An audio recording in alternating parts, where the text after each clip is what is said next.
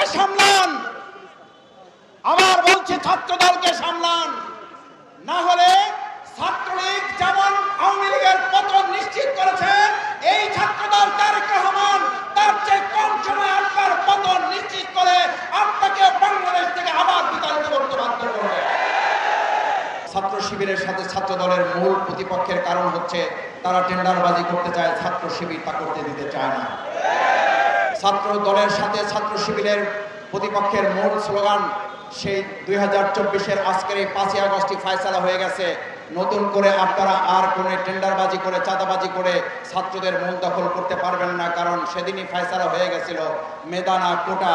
কোটার ভিত্তিতে এখন আর কোনো একটা হল তো দূরের কথা, একটা সিটও আপনাদেরকে দখল করতে দেওয়া হবে না। সংগ্রামী ভাই এবং বন্ধুগণ, ছাত্রদলের এই ক্যাম্পাস দখলের মূল পরিকল্পনা শুধুমাত্র তারা ছাত্র শিবিরকে এখান থেকে বের করে দিতে চায় তা না, তাদের মূল পরিকল্পনা হচ্ছে আবার তারা ক্যান্টিনগুলোতে ফাও খেতে খেতে আমাদের এই ক্যান্টিনগুলোকে দেউলিয়া করার পরিকল্পনা তারা বাস্তবায়ন করতে চায়।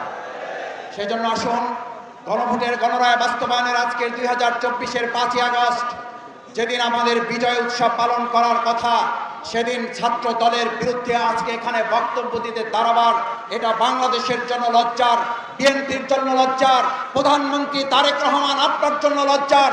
আজ ছাত্রলীগ নিয়ে কথা বলার কথা, আওয়ামী লীগ নিয়ে কথা বলার কথা, শেখ হাসিনা নিয়ে কথা বলার কথা, বাধ্য হয়ে আমাদেরকে তারেক রহমান আপনাকে নিয়ে কথা বলতে হচ্ছে। আপনি ছাত্র দলকে সামলান, আবার বলছি ছাত্র দলকে সামলান, না হলে ছাত্রলীগ যেমন আওয়ামী লীগের পতন নিশ্চিত করেছে, এই ছাত্রদল তারেক রহমান তার চেয়ে কম সময়ে আপনার পতন নিশ্চিত করে আপনাকে বাংলাদেশ থেকে